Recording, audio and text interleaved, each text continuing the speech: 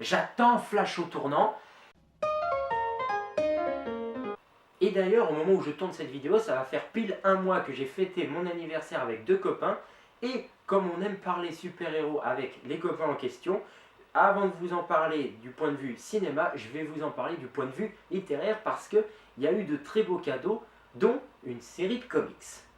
Donc, en tant que grand fan du super-héros Flash, étant donné qu'il s'agit de mon préféré, je ne pouvais pas passer à côté de l'édition Rebirth, dont le tome 5, en tout cas le dernier en date, est sur le point de sortir, en même temps que le tome 6 pour Aquaman Rebirth, donc de la même édition, que Thomas m'a offert en premier tome, et je me suis empressé d'acheter la collection au complet, tellement je suis tombé amoureux de cette saga, sachant que le tome 6, donc le dernier de la série officiellement, va sortir en même temps que le film Aquaman réalisé par James Wan.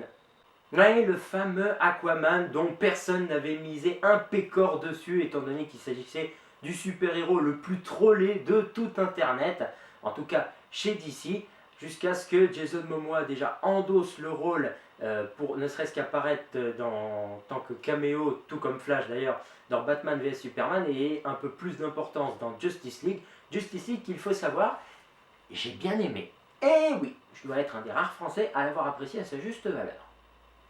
Et donc pour enchaîner avec l'actualité des super-héros au cinéma, Aquaman va finir dans ma DVD Tech dès qu'il sortira en magasin, ça c'est sûr et certain. Et je suis allé voir en récente sortie Shazam.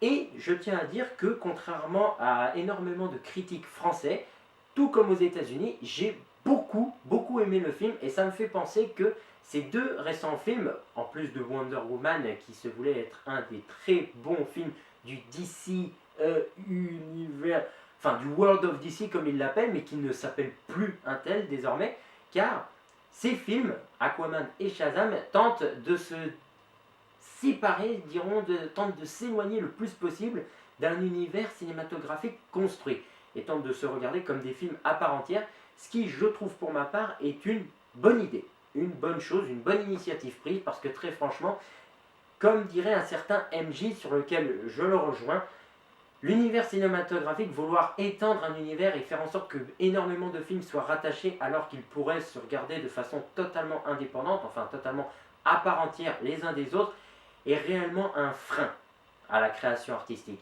Aquaman pourrait parfaitement se regarder totalement à part des événements de BVS, voire même de Wonder Woman qui se veut rattacher à BVS et donc de Justice League, à une référence près, vraiment une seule, alors que Shazam, lui, peut se regarder totalement sans avoir pris en compte les événements de BVS, de Suicide Squad, de Justice League.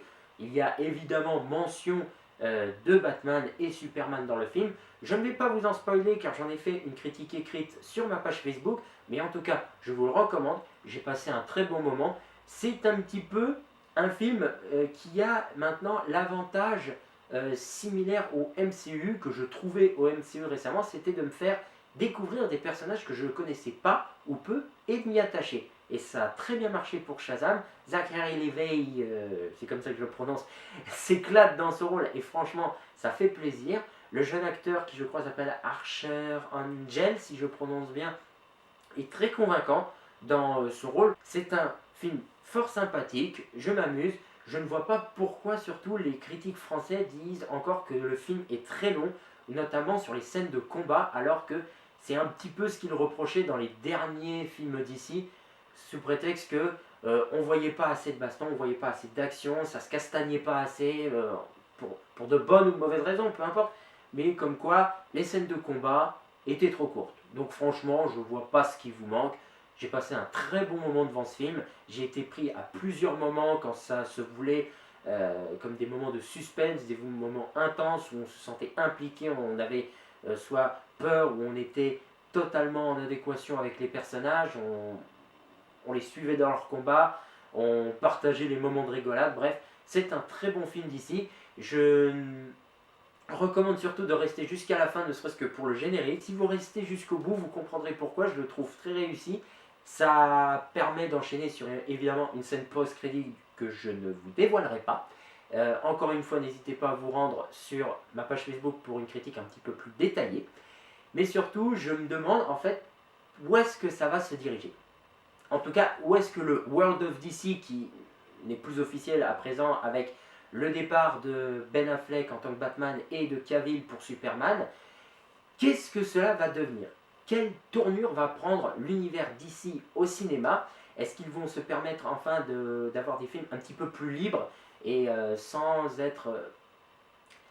s'imposer de se lier les uns aux autres? Parce que très franchement, ça a bien marché pour Aquaman. Pour moi, ça fonctionne très bien avec Shazam. J'attends Flash au tournant. En tout cas, voilà, j'ai hâte de savoir quelle tournure ça va prendre, mais je suis confiant, j'ai vraiment envie d'être, comme je l'ai dit, optimiste pour cet univers, pour ce genre de film de super-héros. Donc, advienne qui pourra, on va voir ce que ça donne.